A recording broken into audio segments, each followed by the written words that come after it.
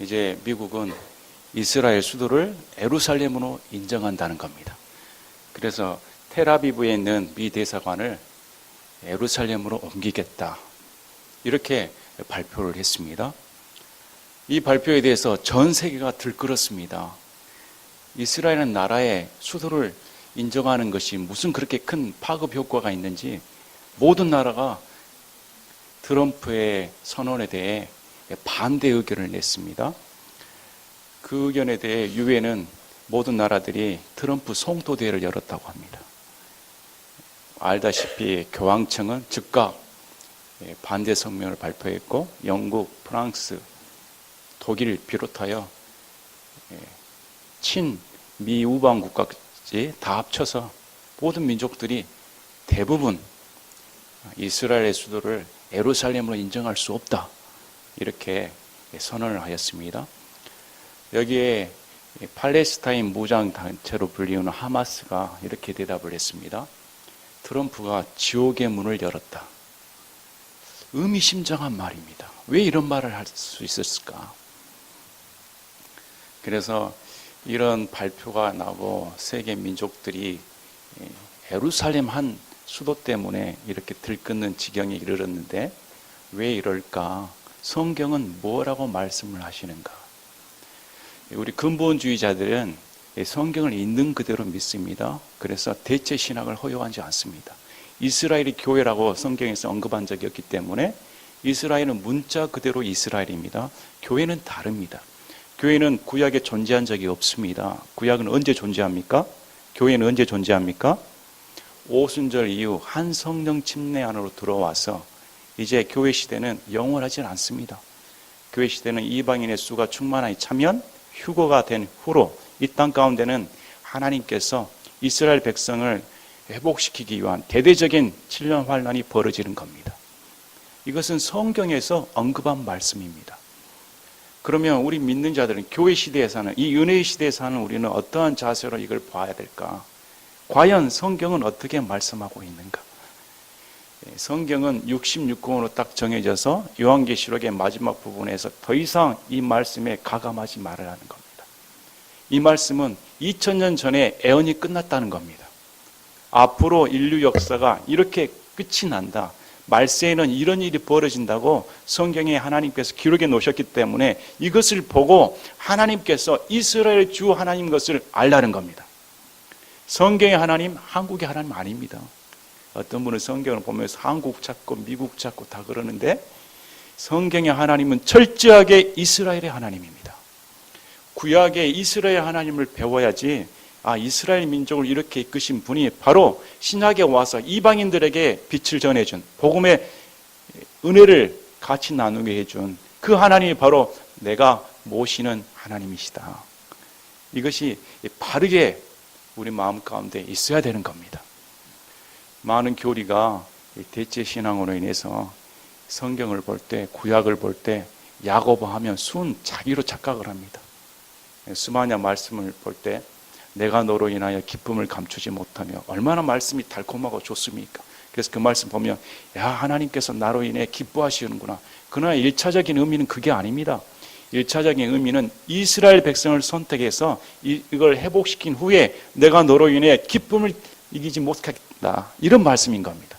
또 요엘서 말씀 2장 28절에 우리가 흔히 말세에 내가 영을 내 남종과 여종에 부어주리니 어린이들은 대언을 하고 젊은이들은 환상을 보며 노인들은 꿈을 꾸리라. 얼마나 좋습니까? 성령께서 임하셔서 대언하고 환상 보고 꿈을 꾸는 것 다 기대를 합니다. 그러나 그 말씀은 교회에 주신 말씀이 아닙니다. 그 말씀은 우리 예수님께서 앞으로 7년 환난 후에 천년왕국을 이루시러 오시기 전에 하나님께서 이스라엘 백성들에게 대대적인 은혜의 영과 강구한 영을 부어주셔서 그들이 회개하는 역사가 일어난다고 성경은 적어져 있습니다. 그래서 바르게 말씀을 보아야지 이 말씀이 교회 시대에는 어떻게 적용이 되고 이스라엘에게는 어떻게 적용이 되는가 구분해서 나눌 줄 알아야 됩니다. 안 그렇게 되면 구약의 말씀이 다 은유적인 해석을 하게 됩니다. 다 은유적인 해석이고 자기 입맛에 따른 해석을 해서 엉뚱한 상상력을 동원하게 되는 겁니다. 성경에서 구약은 이스라엘 하면 그냥 문자 그대로 저 팔레스타인 땅 이스라엘인 겁니다. 교회가 아닙니다. 자, 그러면 오늘 왜 말씀을 증거할까? 왜 트럼프가 이 선언이 이렇게 중동의 화약고를 터뜨린 사건이 되었을까? 근본주의자들은 친이스라엘입니다. 친이스라엘. 우리는 이스라엘 편에 서야 되는 겁니다.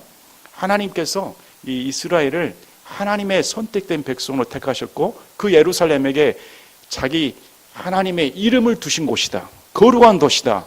또 말씀을 통해서 우리가 스가랴 2장 8절에 만군의 주가 이같이 말하노라. 그 영광이 있은 뒤에 그분께서 너희를 노력한 민족들에게 나를 보내셨다니 너희에게 손을 대는 자는 이 너희가 예루살렘을 말합니다. 그분의 눈동자에 손을 대느니라. 예루살렘은 하나님의 눈동자인 겁니다. 한국의 서울이 아닙니다. 저기 이스라엘의 예루살렘입니다. 거기 눈동자에 손을 대는 자들은 누구를 막론하고 하나님께서 가만두지 않겠다. 이렇게 말씀하셨습니다. 그런데 그 대언이 지금 에스겔 38장, 스가랴 12장, 시편 83편 말씀에 적혀져 있다는 겁니다. 그래서 말세를 지켜보는 우리는 이게 에스겔서 38장 말씀이 이제 예루살렘으로 향하여 곡과 마곡의 전쟁이 벌어지기 직전 아닌가 이렇게 많은 성경 신학자들이 인정하고 있는 것입니다. 대대적인 사건입니다. 한 나라가 수도를 정하고 안 정하고가 인류 역사에 이렇게 큰 파급 효과를 끼치는가? 왜 그렇습니까? 성경에 애언이 되어 있기 때문입니다. 그래서 예루살렘은 하나님의 눈동자이기 때문에 모든 민족들은 하나님의 눈동자를 범하기 위해서 마귀의 세력을 동원하여 정말로 그 말대로 지옥문이 열렸다고 봅니다. 마귀가 분노를 참지 못하고 예루살렘을 침범하고자 하는 겁니다. 하나님의 언약을 둔 도시이기 때문에. 그래서 에스겔서 38장을 보면 곡과 마곡의 땅, 그 다음에 두발과 메색의 땅의 통치자인 곡에게 말한다. 그래서 곡은 통치자를 말합니다. 거기 구체적으로 킹제임스 음정의 성격대로 페르시아, 이디오피아, 리비아라는 나라가 언급되어 있습니다. 바로 그 나라들이 그 다음에 그 밑에 도갈마가 언급되어 있습니다. 도갈마는 지금 터키로 가리킨다고 합니다. 이스라엘에는 그 바로 인접한 국경을 가지고 있는 나라가 북쪽에 시리아가 있습니다. 시리아 위쪽으로 터키가 있고 터키 저 위쪽으로 러시아가 있습니다. 동쪽으로는 페르시아는 이란을 가리킵니다. 이란이 있습니다. 저 남쪽으로는 이디오피아가 있고 남서쪽으로는 이집트 옆에 리비아가 있습니다. 그런데 이 나라들이 똘똘 뭉쳐서 이스라엘을 침공하러 온다 이렇게 나왔는데 왜 지금 문제가 되냐면 거기에는 시리아가 빠져 있습니다. 시리아라면 바로 이스라엘과 접경을 두고 있기 때문에 시리아가 침공해 올 것 같은데 시리아 이름이 빠진 이유가 바로 시리아 내전 상태이기 때문에 지금 시리아는 유명무실하게 돼버렸습니다. 여기에 러시아가 IS 진압을 한다는 명분하에 시리아로 들어와서 주인 없는 집에 주인 행세를 하고 있습니다. 그러면 이게 어떻게 되는가? 지금 터키, 이란, 러시아가 똘똘 뭉쳐져 있습니다. 똘똘 뭉쳐서 이스라엘을 가만두지 않겠다. 성경의 예언대로 정말 눈앞에 이 일이 벌어지는구나. 여러분 성경 믿으십니까? 성경이 다른 이유가 있습니다. 불경에 이런 말이 적혀져 있습니까? 아니면 다른 종교에서 이렇게 구체적인 나라를 언급하며 이 나라들이 이스라엘 향해 적대시한다는 말들이 적혀져 있겠습니까? 없다는 겁니다. 그래서 오늘 말씀을 보면 이 일이 인간의 통치자로부터 비롯된 것이 아니고 하나님의 계획 안에 벌어진다는 겁니다. 인생들은 자신의 운명을 자신이 결정한다고 생각하는데 하나님께서는 이 지구의 운명을 이끌어 가시는 분이 하나님이시다. 계획을 가지시고 이끌어 가신다고 성경은 분명하게 명시를 합니다.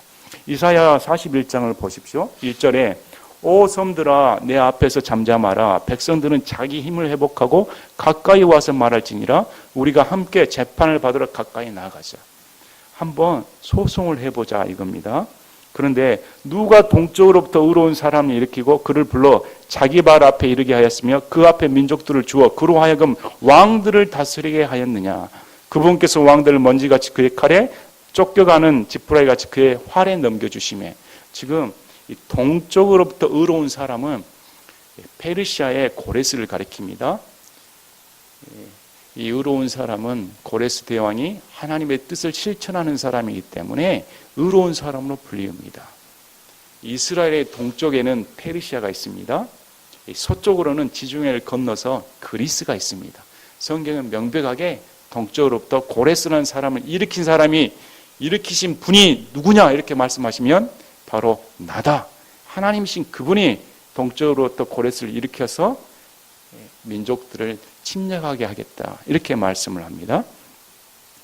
그가 그들의 뒤를 쫓아가되 심지어 자기 발로 가보지 못한 길을 따라 안전하게 지나간다니 그 일을 누가 이루고 행하였으며 처음부터 그 세대를 불러내었느냐. 나 주가 마지막 세대와 함께 첫째 세대를 불러내었나니 내가 곧 그니라. 이 일을 계획하시고 이루시는 분이 바로 나 하나님이다 이렇게 말씀을 한 겁니다.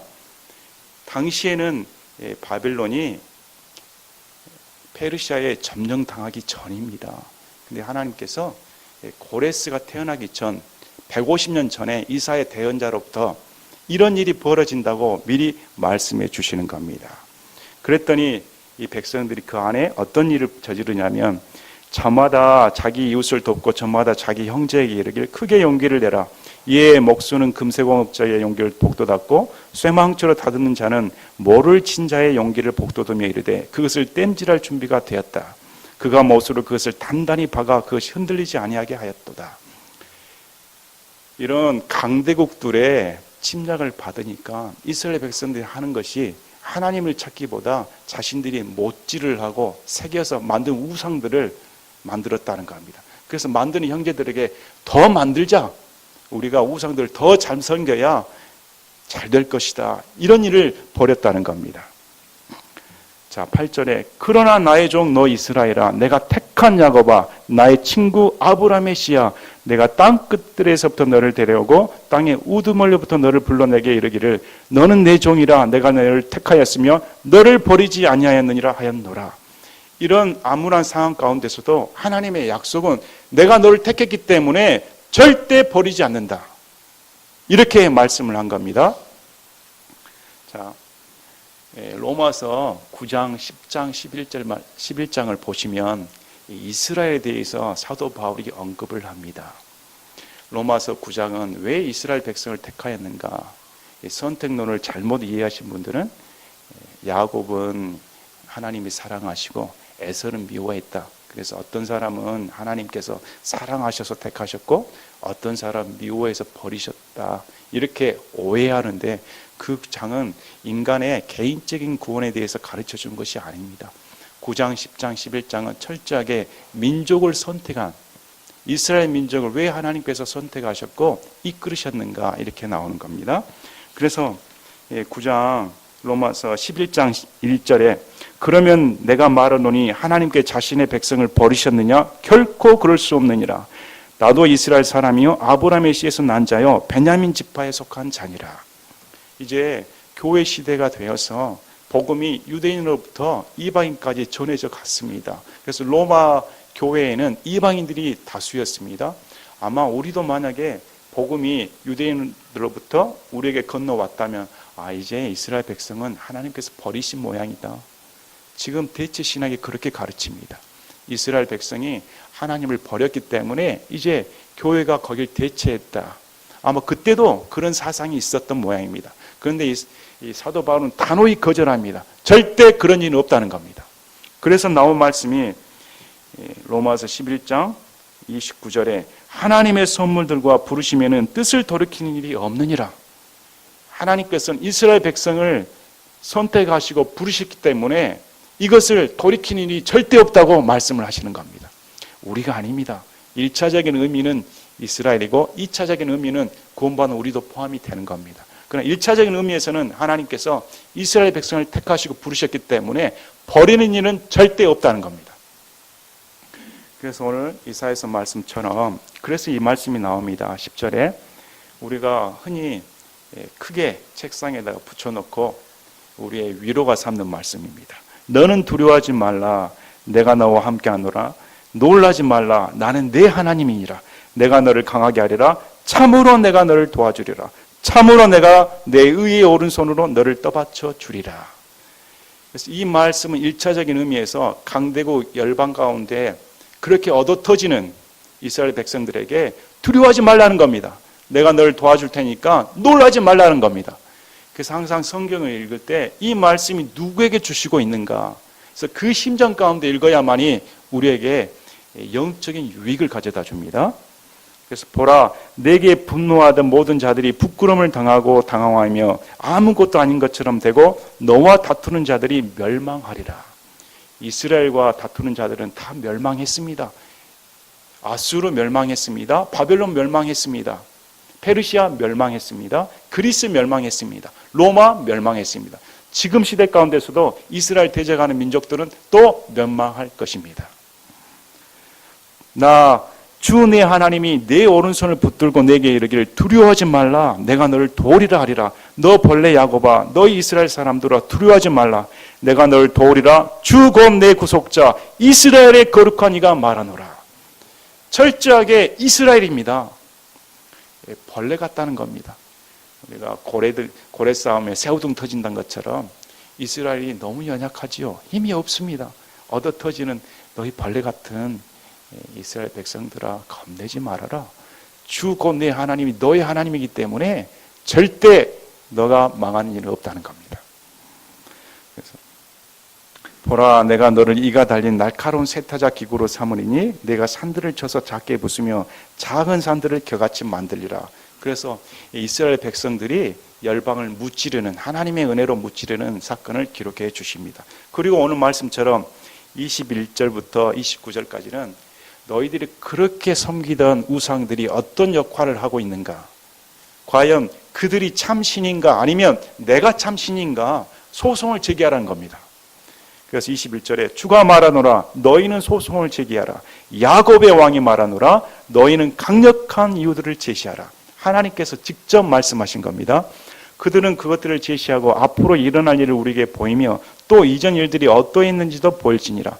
그리하면 우리가 그것들을 깊이 생각하고 그것들의 마지막 끝을 알리라. 또는 앞으로 있을 일들을 우리에게 밝히 보이라. 우상들에게 너희가 능력이 있었다면, 전에 말했던 것이 있었다면 이루어졌는가 대봐라. 아니면 앞으로 이루어질 일을 지금 나에게 제시해 보라는 겁니다. 그러면 믿겠다는 겁니다. 이후에 일어날 일을 보여줌으로써 너희가 신들인 줄 우리가 알게 하라. 참으로 선을 행하든지 악을 행하든지 하라. 그리하면 우리가 놀라서 그것을 함께 바라보리라.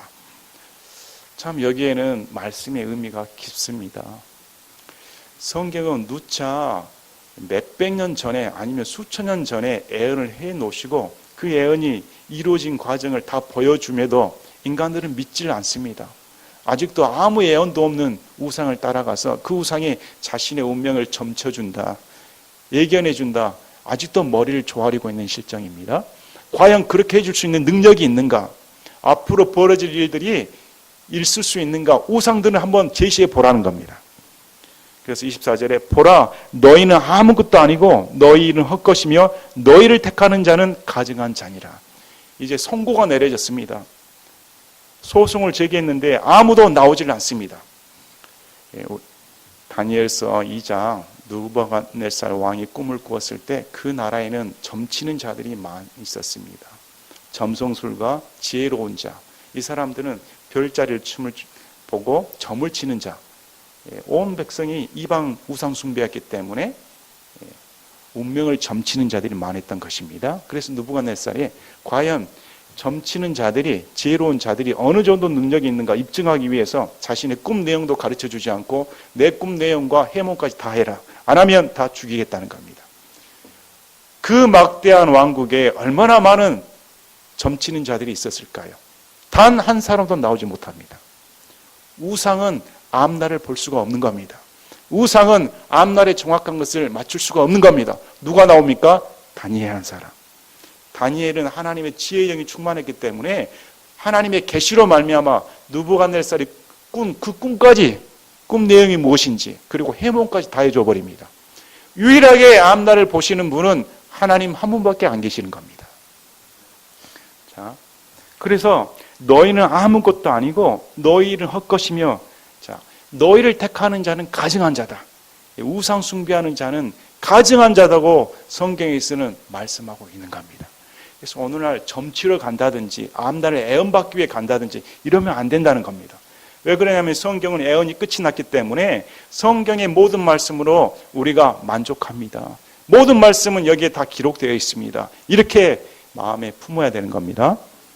자, 내가 북쪽으로부터 한 사람을 일으켰은즉 그가 오리라. 그가 해 뜨는 곳에서부터 내 이름을 부르며 회반죽에 임하듯 토기장이가 진흙을 밟는 것 같이 통치자들 위에 임하리라. 북쪽으로부터 한 사람을 일으켰다. 이 사람도 고레스입니다.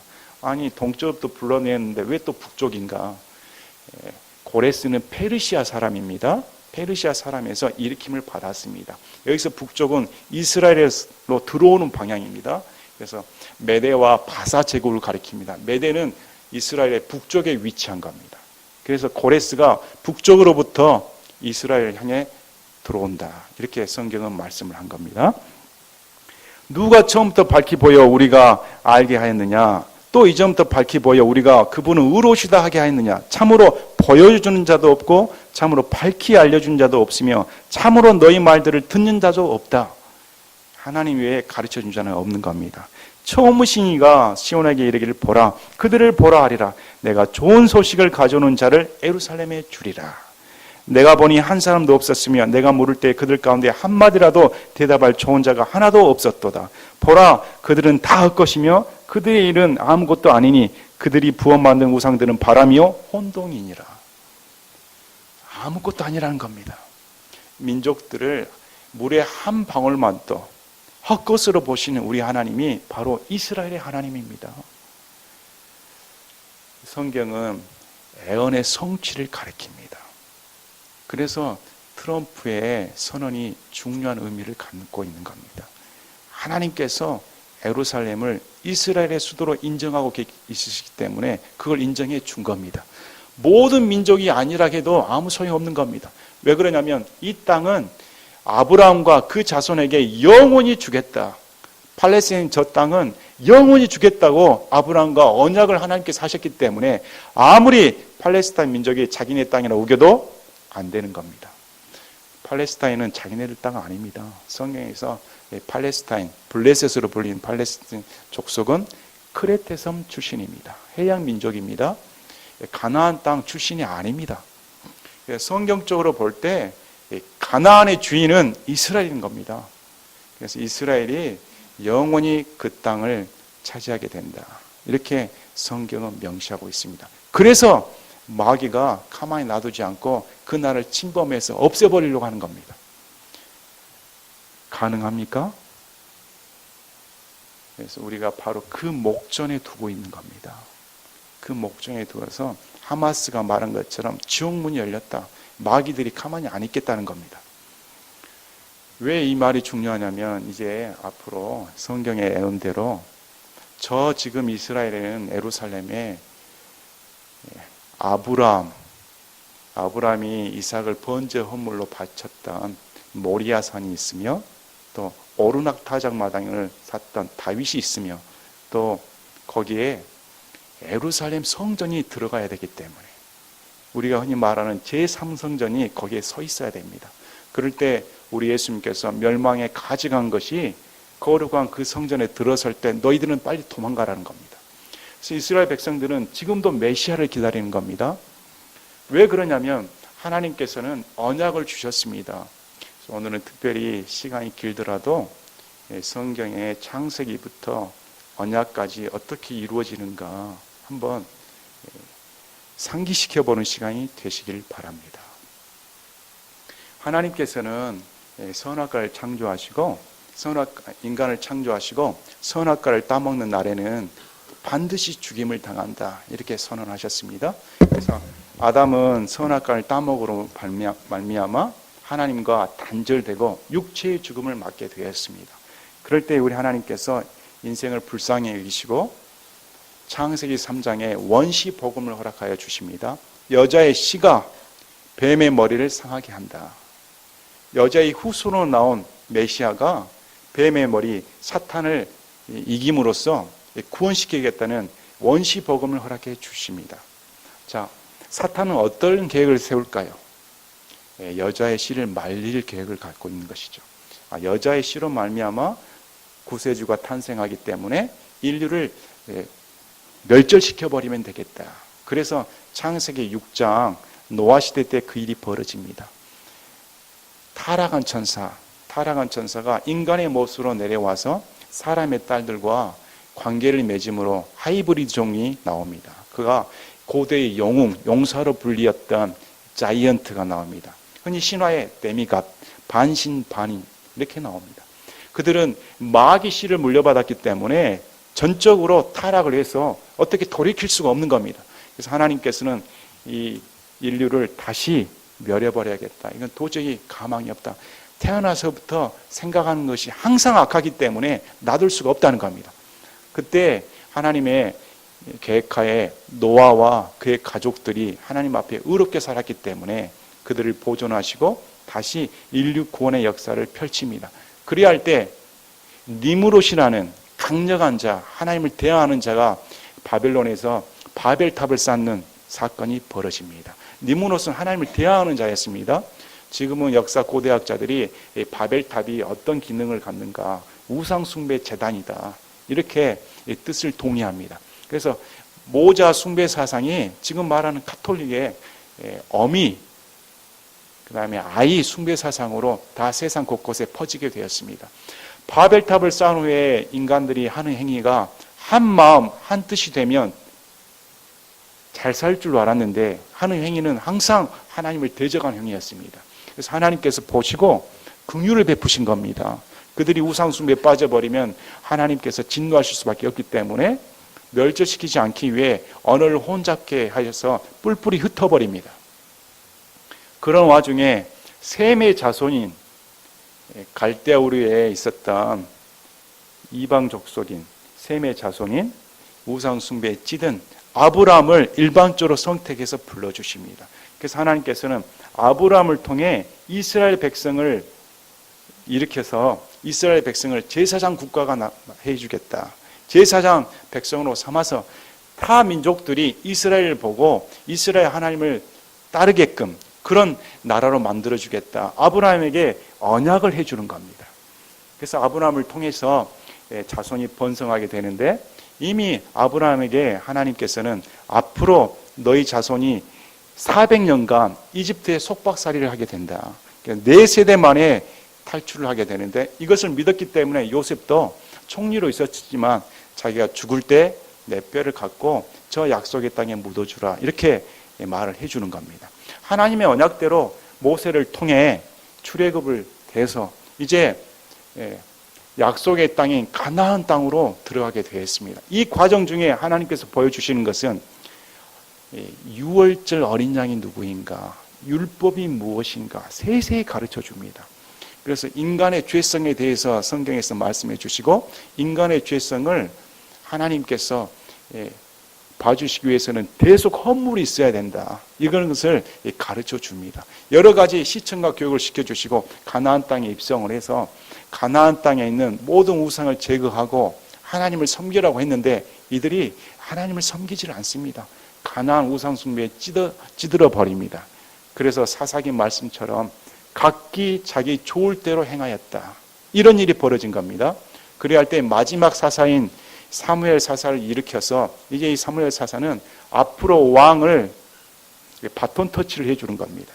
그래서 인간이 선택한 사울 왕과 하나님이 선택한 다윗 왕을 통해 하나님께 선택한 다윗 왕의 계보를 통해 메시아가 탄생한다. 이렇게 다윗 언약을 해 주십니다.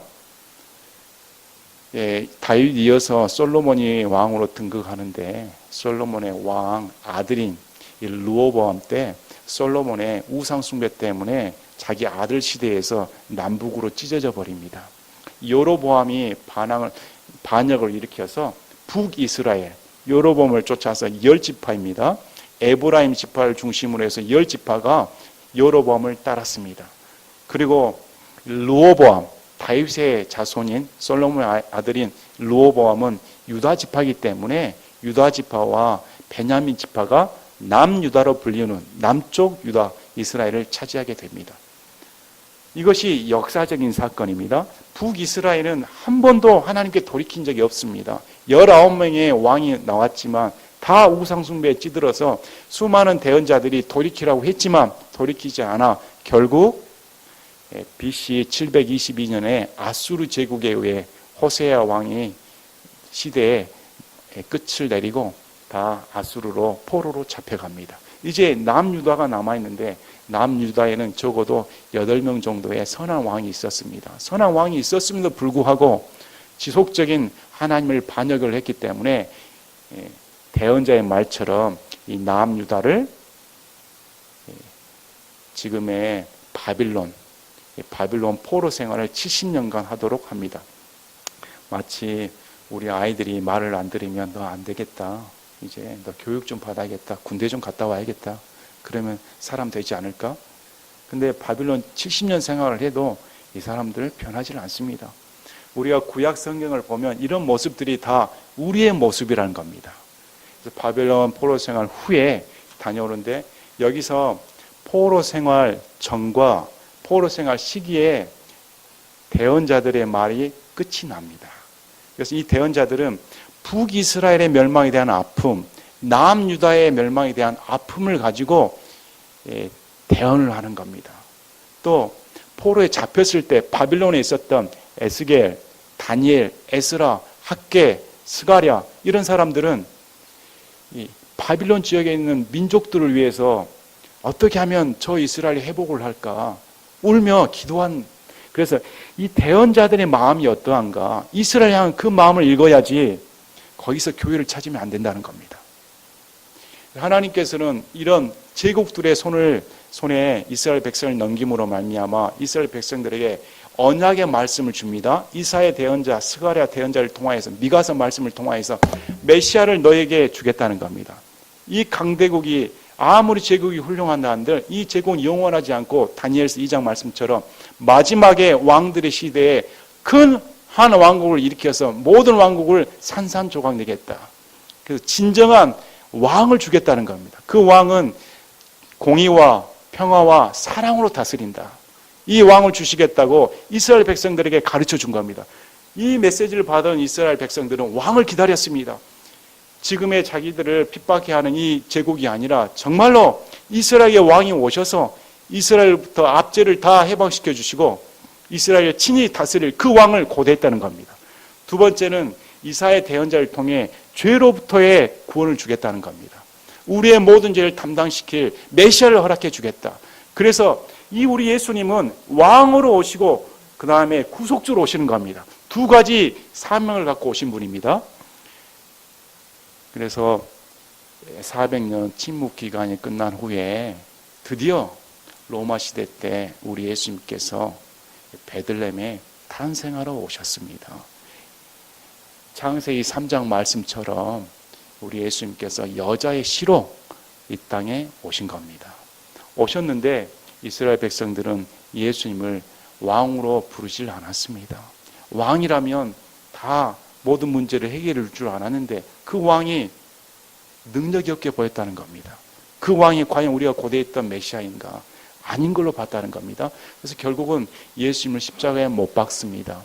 마태복음에 보면 그들이 이렇게 말합니다. 유대인의 왕이여, 너가 유대인의 왕이라면 스스로를 구원해봐라. 그리고 명패에 저는 유대인들의 왕이라, 죄명이 유대인들의 왕 이렇게 써져 있다는 겁니다. 그래서 우리 예수님은 유대인들의 왕으로 오셨는데 유대인들이 받아들이지 않았습니다. 그래서 예수님께서 십자가 지러 가시기 전에 유대인들에게 내가 다시 너희들이 호산나 주의 이름으로 오시니여 할 때까지 나를 보지 못한다. 이렇게 말씀하심으로 다시 오시겠다고 분명히 선언하셨습니다. 우리 예수님은 미리 아십니다. 그래서 우리 예수님은 사도행전 말씀을 통하여서 이 이스라엘 백성들이 자신을 죽일 줄 다 알고 있었습니다. 이 땅에 오신 것은 예수님께서 왕 노릇하러 오신 것이 아니었습니다. 어차피 이스라엘 백성들은 왕을 원치 않았고 우리에게 원하는 것은 가이사랴 왕입니다. 당신은 필요 없습니다. 못 박아 죽였습니다. 그러나 우리 예수님은 죄가 없으신 분이기 때문에 의로운 사람으로서 인류의 모든 구속을 위해서 십자가에 못 박으시는 말미암아 죄로 인한 형벌, 믿는 자들에게는 하나님의 진노를 피할 수 있는 길을 열어주셨다는 겁니다. 진정한 왕으로서 죄 문제를 해결해 주시고 진정한 왕으로서 모든 목숨을 우리를 위해 다 내놓으셨다. 이렇게 말씀해 주시는 겁니다. 그래서 이스라엘 백성들은 왕을 기다리고 있는 겁니다. 앞으로 올 왕. 그래서 지금 제3성전을 지으려고 안달이 난 겁니다. 그 메시아가 올 줄 기대하고 있기 때문에.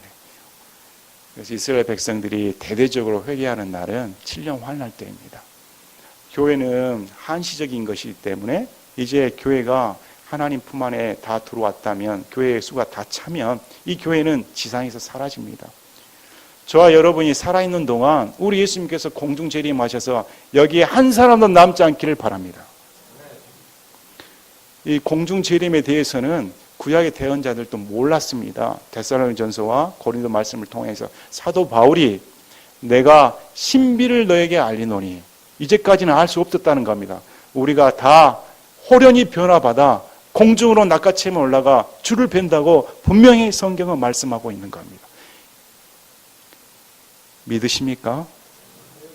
그래서 이 교회 휴거 후에 적그리스도와 이스라엘은 7년 조약을 맺습니다. 7년 조약을 맺고 성전이 완공되면 3년 반 시점에 이 적그리스도가 내가 하나님이다, 나를 경배해라, 우상 숭배를 강요합니다. 그리할 때 이스라엘 백성들 그제서야 우리가 잘못했다, 뿔뿔이 흩어져서 목숨을 보존하기 위해 도망친다는 겁니다. 7년 환난을 통해 3분의 2 이스라엘 백성들이 죽임을 당한다고 성경은 말하고 있습니다. 3분의 1이 살아남아서 하나님께 돌이켜 예수님을 다시 영접한다. 7년 환난이 끝나면 우리 예수님께서 문자 그대로 지금 올리브산, 동쪽 성문이 있는 올리브산에 임하셔서 다윗의 왕좌에 올라 이스라엘을 왕국 삼아 1000년 동안 이 지구를 다스린다. 이렇게 성경은 말씀을 합니다. 그분이 진정한 왕이요, 그분이 진정한 메시아다, 이렇게 말씀하고 있는 겁니다. 성경의 역사는 한치의 착오도 없이 하나님께서 애언하신 대로 이루신다는 겁니다. 오늘날 우리가 마지막 시대에 살고 있다고 생각지 않습니까? 우리 시대에 그 일이 벌어지고 있다는 겁니다.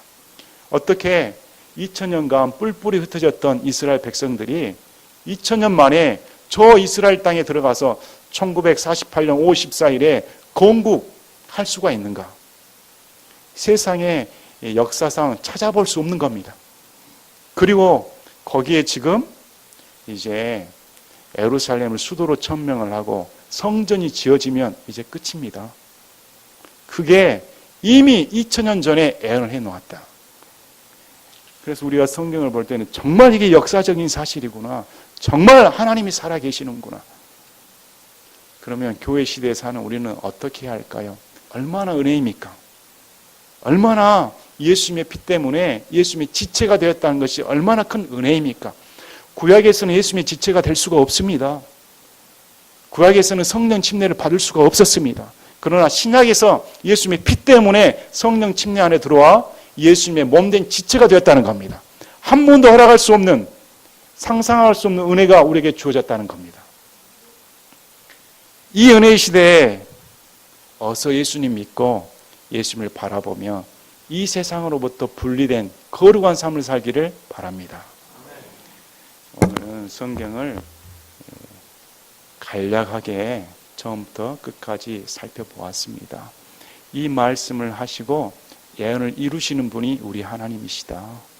분명한 이 기독교인으로서 한 구절 보고 그냥 큐티하는 그런 짧은 안목이 아닌, 지금 세상이 어떻게 돌아가고 있고 하나님께서 예언하신 대로 그 시계가 어느 방향을 가리키고 있는가, 초점이 어디로 가고 있는가, 경각심을 가져야 되는 겁니다. 경각심을 갖고 깨어 있어서 정말로 우리 예수님이 공중 재림하실 날이 얼마 남지 않았구나, 이 마음 자세를 가져야 되는 겁니다. 우상은 헛것이죠. 우상은 이런 애언한 적이 없습니다. 성경만이 하나님의 책인 겁니다. 성경만이 우리가 믿는 바인 것입니다.